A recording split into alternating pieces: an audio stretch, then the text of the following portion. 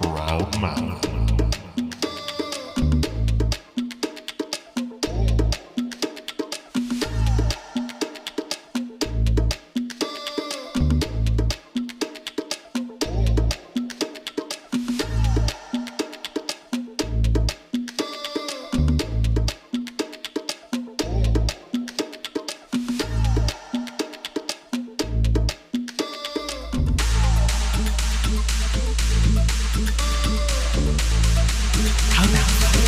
Be your own loud.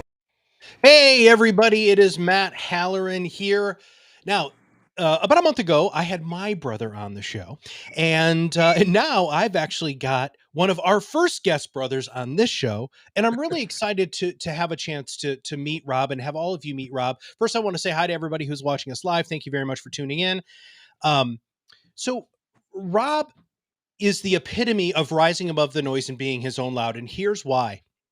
He is fundamentally doing something professionally, we're going to dive into this a little bit more deeply, that is so different than how everybody else does it. And he's achieving unbelievable levels of success. And here at Proudmouth, that's our big picture goal, right? Is to find people who can tell you that when they decided that they were going to truly embody their own self and what that did for them, both personally and professionally, is why Rob Cardenas is on the show. So first, Rob, how you doing, brother? Hey, thank you so much, Matt. And before we get started, hold on. I want to get Woohoo! Yeah, the Yeah. merch. I love the merch, dude. yeah Thanks, dude. my new favorite T-shirt. I appreciate it so much, and I appreciate Matt the opportunity to be on the show and spend some time with you this morning. So thank you so much. Well, tell us your story because it's interesting. So, for those of you who don't know Kelly, Kelly Cardenas was on the show early on, and when he told a story, it's going to be fundamentally different because I just found out that Rob is 3 years older, and how that. And most of you know this, depending on where you are in birth order, how you perceive things, the different ages that those things happen really change. And so, Rob, tell us your story. How did you get to where you are now? And just give us a little bit of background, please. So my story would be not unlike many others, a journey of sorts, mired by defeat and failure, and sprinkled with a dash of success, and uh, uh, filled with an abundance of gratitude. So I wake up every single morning and give thanks for the people in my life and the things in my life and the life that I get to live. So generally, that's the overview, but specifically, I'm the product of two teenage parents. My mom was 16 when she had me. My dad was 19. Shortly after I was born, he went in the military. So I grew up as a military brat of sorts, lived around in various areas in the world, around the country, which I think helped shape my attitude and my personal and social relationships and my outlook. We were surrounded by a ton of different ethnicities and cultures, and so I think that that was super beneficial. Moving around a lot as a kid also was difficult because there was separation from parents at times, and there was separation from friends a lot growing up. But it did help to shape my outlook and sort of my social skills. So Hmm. I'm very grateful for that. I was probably as a young kid an above average student, but it was really more so for um, the result of maybe some of my innate or Sure. natural ability. As I got a little older, I started to decline. I was probably a below average student by the time I reached high school because I could no longer really survive on my natural ability. I gravitated heavily towards art and athletics, and those were kind of my escapes that kind of got me through those formative teenage years. But as I got older and into high school, I couldn't really rely on those natural abilities and talents any longer, and so I started to see my grades sort of suffer. The only classes I did okay in through high school were the things tied to art or athletics. My core classes, I kind of struggled, not because I was a dumb kid or wasn't a smart kid, but simply because I didn't do the work. Hmm. I wasn't a studier. I didn't do homework. I just kind of showed up and treated high school as a social environment more than anything.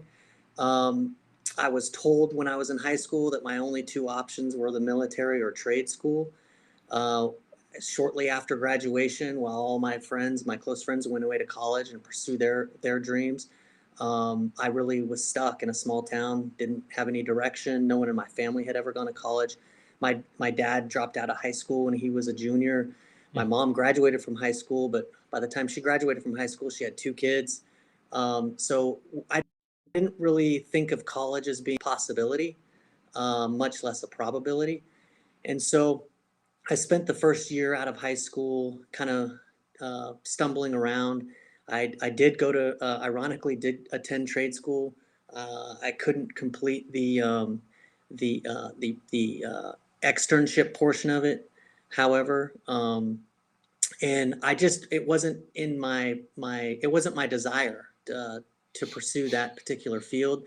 A friend of mine who's still a close friend of mine to this day convinced me to attend our local community college. He actually, this is back in the day when you didn't sign up online. This is back in the old school day where you actually had a pamphlet and Yeah. you completed the class sign up and took your check down to an actual office. And so for 12 credits, I paid $36 and enrolled in the local community college. I kind of stumbled through my first year of community college, sort of an extension of high school. I was Yeah. attending the local classes with a lot of people that I had either gone to high school with or I knew from around town. I really didn't have a whole lot of direction. At or around the time of my second year at community college, I had a conversation which really kind of altered uh, the trajectory of my life. I was a youth basketball coach at the time, and an individual, one of the parents, the father specifically, of one of the kids that I coached, I viewed him as being incredibly successful. I was a 20, 21-year-old kid, very impressionable. He had a nice family, a beautiful kids, beautiful home, nice car, all the things that as a 20, 21-year-old I viewed as being like, that's the Yeah. definition of success. That's what I would like. And he sat me down one day and asked me what I wanted to do with my life. And I was pretty embarrassed and a little hesitant.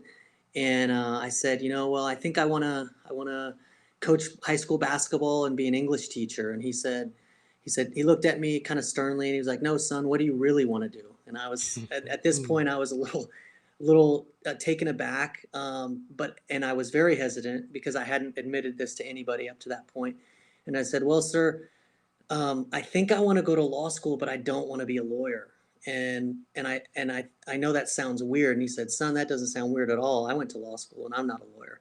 And right Oh. then it was like a light bulb went off in my head because here was this individual, this man, this husband, this father who I viewed as being a successful person and whose life was something to aspire, right, to. And so at that point, I made the decision that I was going to attend law school. And from that point on, when anybody would ask me, "What's your major? What are you going to do?" I would just say, "I'm going to law school." I didn't want to be a lawyer. I had no intention of practicing law. I didn't know any lawyers. Mm. In fact, the one time I got in trouble in high school and probably needed a lawyer, we couldn't afford one. So I'd Yeah. never been involved in any or around the environment at all. But I just felt like that was my path and that's the direction that I was being led. And so I really buckled down and I started to focus on studying and putting in the work. And I committed myself to doing well in school. I wasn't a smart kid. I've never been the smart kid. I've never been the smart guy. I've never been overly intelligent. I'm a grinder, man. Mhm.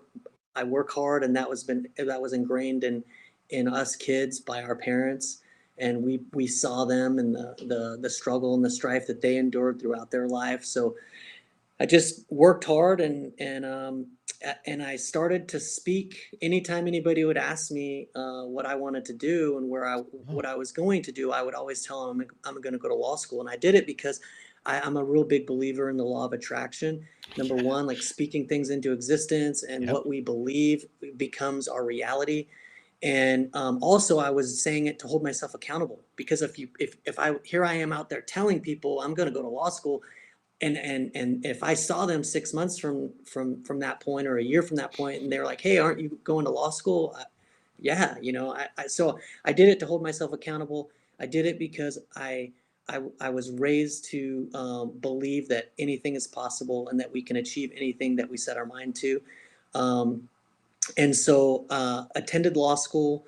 I scored the worst LSAT score of anyone entering into my class, but I had done really well through college grade Uh-huh. wise. So my poor LSAT score was, thankfully I was able to kind of balance out a little bit with my grades, and got through law school. Had a great time through law school, and still, even in law school, when all my friends and my roommates were doing clerkships and interning and working, and I didn't work. I traveled during the summer, and I figured, you know what, if I'm going to be a lawyer, I'm going to be doing it for the next 30, 40 years, and I kind of want to enjoy my life. And I still didn't really know or have any idea of what I wanted to do once I Hmm. graduated. But as fate would have it, uh, uh, during my second or my last year of law school, my brother Kelly had moved to Las Vegas, and I came out to visit him, and ended up meeting my wife, at the who we've been happy for 18 years. Two beautiful children, Riley, who's our 16-year-old junior in high school, and Cameron, our son, who's a 14-year-old freshman in high school. And so I had told my brother, listen, if you can land me a job out in Vegas, I'll move to Vegas. I was in Memphis, Tennessee at the time, in school. And my brother knows quite a few people, and he's a connector of sorts. And Hmm. he knew somebody who knew somebody who connected me with a lawyer here in Las Vegas, who I met with. And that's how, and I was offered a job. And 3 days after I graduated from law school, moved out here to Vegas, and been here ever since, and been very, very blessed to do what I do. I love what I do. I've been an attorney practicing in the community here for 21 years. 5.5 years ago, my wife and I made the decision to step away from a very, very lucrative and successful personal injury practice, where I had a very, very nice salary and benefits, and caseload, and we made the decision to step away and start our own practice. Well, hold on there. So why did you do that? Right? I mean, as a grinder, which you're a self-proclaimed grinder, being able to just do the work is very, very different than taking that big risk. What flipped in your brain that you wanted to hang your own shingle? Well, so my wife had kind of been planting this seed for quite some time, Okay. and I'll be honest with you, Matt. I'm not scared of many things, and I hate to even use the word scared or even fearful. Fear. Hmm. I'm a faith guy, not a fear guy. But I'll be honest with you, I did have a little bit of a fear of running my own show or my own business, simply because I didn't feel comfortable with all of the um, other aspects of being Sure. a lawyer running a firm. Tactically, I was good at my job. I was a good trial lawyer. I was good with people, but I didn't know how to send a fax. I didn't know how to serve a complaint or file a complaint.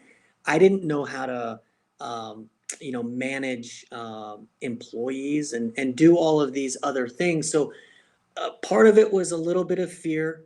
The other part of it was financially, right? Like, do we take this risk? And I think where I got, and what really was the catalyst was, I was about 41 or 42 years old. I had reached a point in my career where I had sort of achieved everything that I needed to achieve for me. Hmm. I'm not an ego guy, although I have a little bit of an ego. But I felt like I had reached a point where I had sort of become a little complacent, and it kind of scared me because I got a little lazy, Mm. and I looked around and I was like, I'm 42 years old. My children, I'm going to have two colleges coming up. And this is the best my life is ever going to be. And I don't mean that to be disrespectful to my prior employer or to anyone that I was working with, but I always felt that there was something bigger out there for me, and that I was here to achieve something greater. And Mm. I mean, my parents would, the way they raised us was always like, every day we were told you're the greatest, and you were destined for greatness. And that's just the way we were raised. So I got to this point, I'm 42 years old, I'm looking around and I'm like, this isn't the best life, I mean, that I could have. And I'm not going to lie. I mean, financially, we were in a tough spot. I was making a good salary, but I was in debt. I was drowning in debt. I had not touched my student loan in terms of paying that off. I had 40 or $50,000 in credit card debt. I had $80,000 in student loan debt. I had, of course, a mortgage and cars that I probably shouldn't have been driving, that were too expensive. I had little to no savings. Well, I had absolutely no savings. I had little to no 401k. And I just looked around and I needed something that was going to change my life. And my kids, I'll never forget it. My wife had kind of been, planting the seed and trying to encourage me to step out and do it. And I'll never forget, we were visiting my brother in Carlsbad, and we were getting in the car to drive back to Vegas. And you know how when the excitement of leaving for vacation in that first day, where you're like, oh my gosh, I'm so excited. Yeah. And then there's then there's the day when you're supposed to return home, where you're like, it's a little melancholy, and you're like, now I got to go back to reality. And that's kind of where I was at, my headspace. And my my kids, who at the time, I think our daughter would have been 6 years ago. She was probably around 9, which would have put my son at around 6. They said, Dad, specifically, are getting in the car. They're like, Dad, when are you going to your own office? When are you going to have your name on the building? And my wife looked at me, and, because this was kind of like a big parent moment, right? Like, they're going to remember how I respond. And I kind of hesitated, and my mom says, or not my mom, my wife says, well, I think what we'll do is we'll save some money. We'll make some money, save some money, and then we'll open up an office. And my daughter just matter of factly says, well, why don't you just open up the office, and then you'll have the money? And my wife and I kind of looked at each other and smiled, and we're like, okay. Um, and so that was kind of the catalyst, where I was at in my life and what I wanted more. And then, my wife and I started this thing, and it's going to make me sound like a wino, but we do enjoy want to drink wine.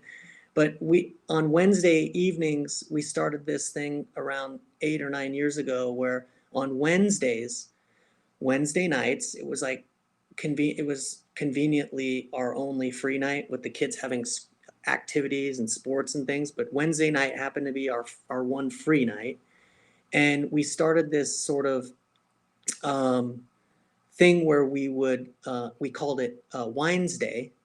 And we would sit in the one, in your house or your parents' house growing up, there was that room that you never went into, except like Of for course. Christmas, Yes. Yeah. right where the Christmas tree was, or for a somber event or something. And so we would sit in the front room, and we would make the kids stay in the living room, because we needed some mom and dad time. And we would drink wine, and we would whine about the week, the work day, or the weekday, or the work, the struggles that we had been enduring. And over that bottle of wine, one Wednesday night, my wife and I made the decision that we were going to start our own firm. Hmm. And so, you know, admittedly, we had some wine and everything sounded really, really cool at the time. I woke up the next morning, I went to work. I came home from work that day, and my wife is still in her pajamas, sitting on the bed with her laptop open, with post-it notes all over the bed. And I'm in the closet and I'm changing out of my work clothes, and she's like, "I got it all figured out." And I'm in the closet, and I'm like, "What do you mean?" And she's like, "I got it all figured out. I got it all mapped out how we're gonna do it. We're gonna be Mac, not I. Hmm. And we're gonna. I've got the software. I know what sort of bank accounts we need to do." And I'm like, Matt, I was in my closet going, "Oh shit! Like I really agreed to do this." Yeah. And so, with her love and support, and encouragement, we took a huge leap of faith. And then the last thing I'll share with you as it relates to that was we had made the decision to do it, and then it really just came down to how we were going to exit. Oh. I loved the guys that I worked with and the people I worked with, my staff. I had been with them a long time, and they had honored their commitment to me for many years. And I am who I am today as a professional, as a direct result of my prior firm, and quite frankly, all the people that I've worked with or around over the years have helped me get to this point. But when a lawyer decides to leave and start their own practice, usually what they do is they have money and they have cases, right? They have clients, and they'll usually take clients with them, and that kind of Hmm. is the the way they're able to launch their practice.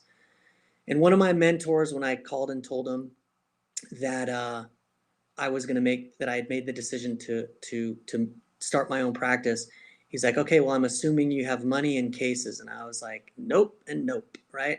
Because my wife and I had sat down. It was a really, really tough conversation to have, but I wanted to leave my practice, my prior firm, the right way.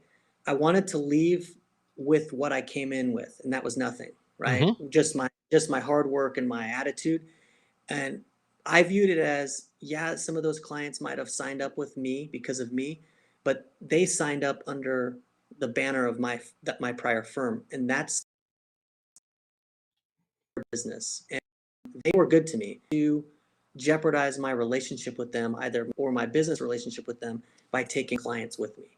And it was a huge financial decision, and made the jump even to some a little scarier, because we were going to go out on our own with very limited amount of money and no clients. And I'm a personal injury attorney. So in personal injury, if I sign up a case today, it might not resolve and fund for 6, 9, 12, 18 Sure. months if I'm lucky. So I was basically walking away from a salary and benefits with no clients, and which means I might not see a dime for 6, 9, 12 months. And so, but we made the decision with the help of my brother Kelly, who was one of my mentors, who had sat me down and kind of counseled me through how we should leave. And Kel's, one of his strengths is he never tells you what you should do. He asks you questions Hmm. in a way that you end up answering your own question, right? Sure. Like he gives you that, he kind of guides you towards the right answer and right decision, and then you feel like, oh, I made that decision, right? Where he's sitting back there, the sage, wise one, right? Um, so we made that decision. That was a tough conversation to have with my wife, because look, honey, we're not gonna take the clients. We're not gonna take 100 clients with us, and so that was tough. And I'm sitting on the couch shortly after we made that decision on how we were gonna leave, and I'm sitting on the couch, and my daughter, who is a who is the grittiest, most resilient person I've ever met in my life. She is, at the time, again, 9 years old. She's a straight A student.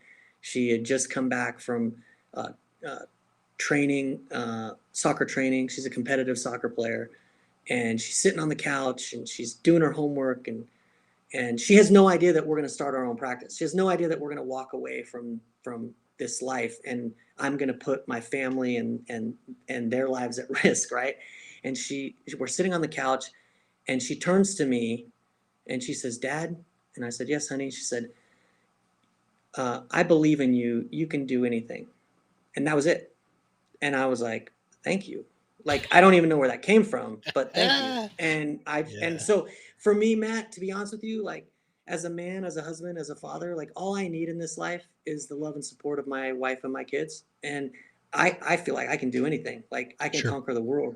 And so it was that, for them to just have that sort of naive belief in me, was everything. And not one time during any of the roller coaster, um, from the point we launched, um, to, up until now, has my wife ever wavered in her faith or in her encouragement. Never questioned. In September of 2017, a year and a half into it, when I signed up no clients and brought in $1,400 that month, she never wavered. When my financial advisor came to me, 6 months in, and told me I had $5,000 left to my name, and asked me what my plan was, and I told him this: I don't have another plan. I have plan A. I don't have plan B. When I had been named top 100 lawyers in Nevada, in Las Vegas, and couldn't buy a cup of coffee because my credit cards were maxed, and I didn't even have money in my debit card to buy myself a cup of Starbucks coffee. Um, I just continued to believe in the process and trust the process, and believe in myself and what we Well, were let's building. let's let's talk about the process because that's that you do something, and the way that you market and position yourself as a personal injury attorney is fundamentally different. So I'd like to spend a little bit of time you before we kind of wrap up today's show. I want to talk about what you do differently and how you've marketed yourself so that you are rising above the noise and getting the attention that you deserve. Yeah, so I don't proclaim to be the best. I think that we are the best at what we do. Um, I am a start with why kind of guy. I'm a big fan of Simon Sinek. Um, my why in my life is my family, is my I love helping people, man. It's what I'm truly passionate about. I, I live that, and that's authentic. Like, what you see on in social media, my social media, that's me, 100%. Every client has my cell phone number. I'm a very transparent guy. You're either gonna love me or you're gonna hate me. But if you hate me, it's probably because you're jealous of me. We at my office and our business, my wife and I, what we did is, I have priorities in my life. My priorities are my family, my kids, my wife, and by extension, my family and my friends and my chosen family.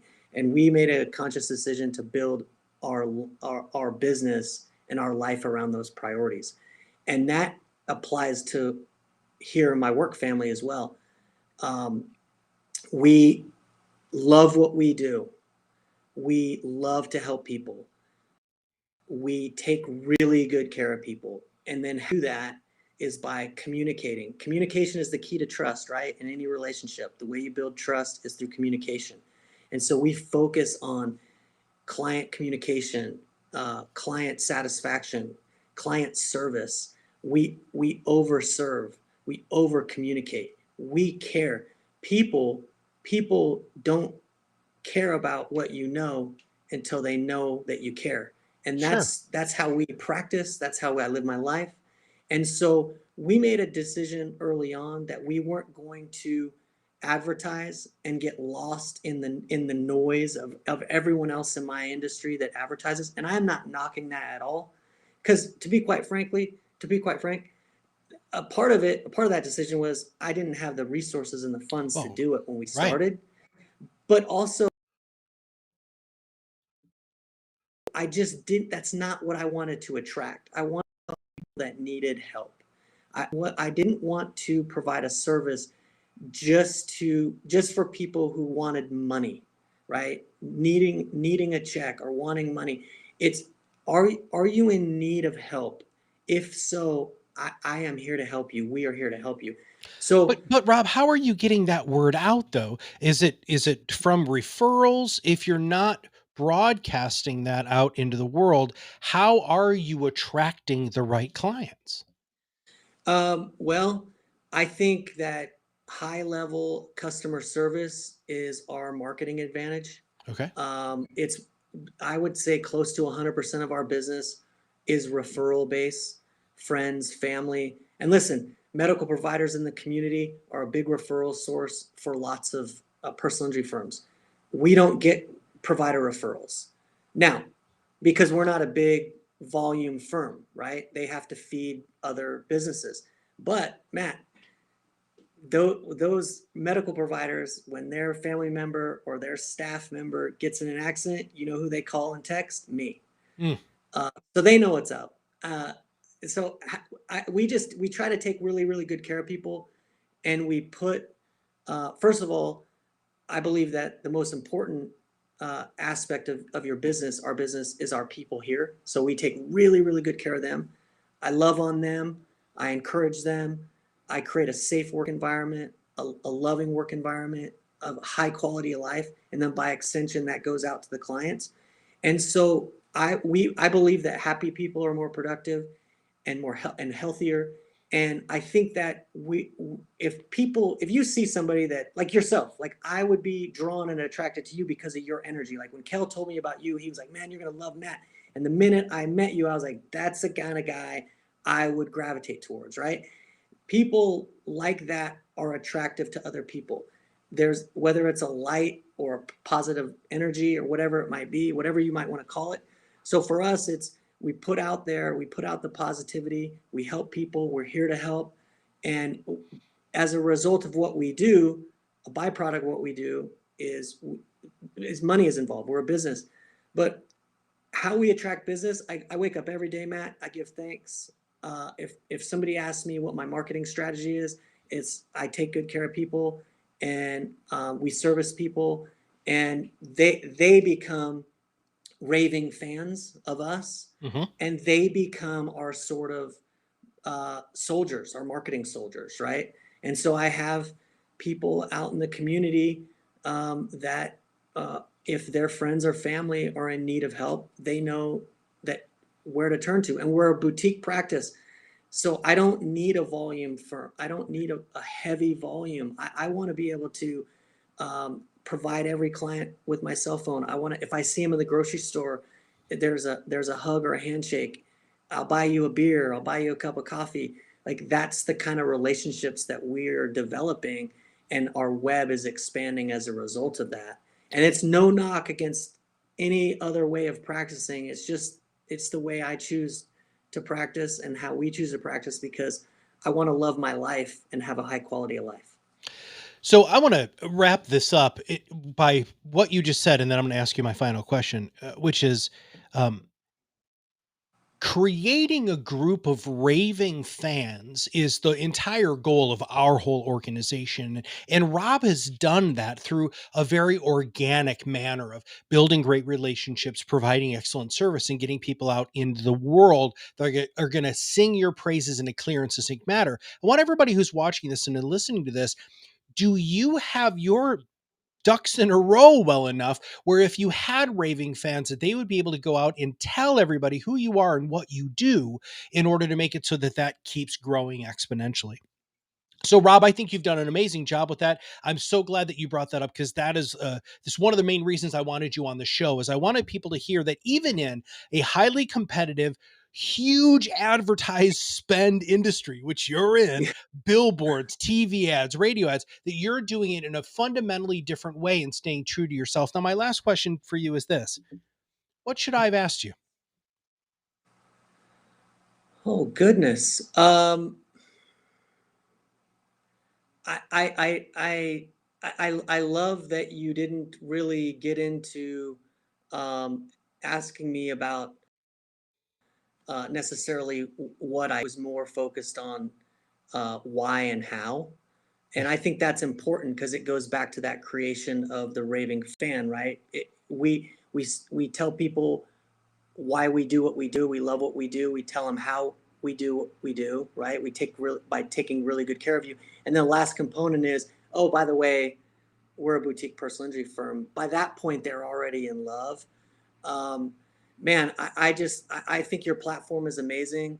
I'm honored that you would even ask me to share, a little bit of my story.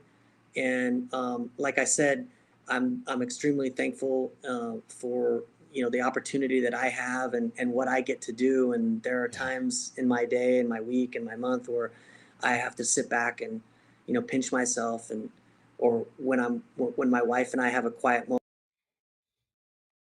and reflect and go, man, can you always, of course, like I knew this is what was going to happen, even if I didn't Yeah, that's necessarily awesome. know it, right?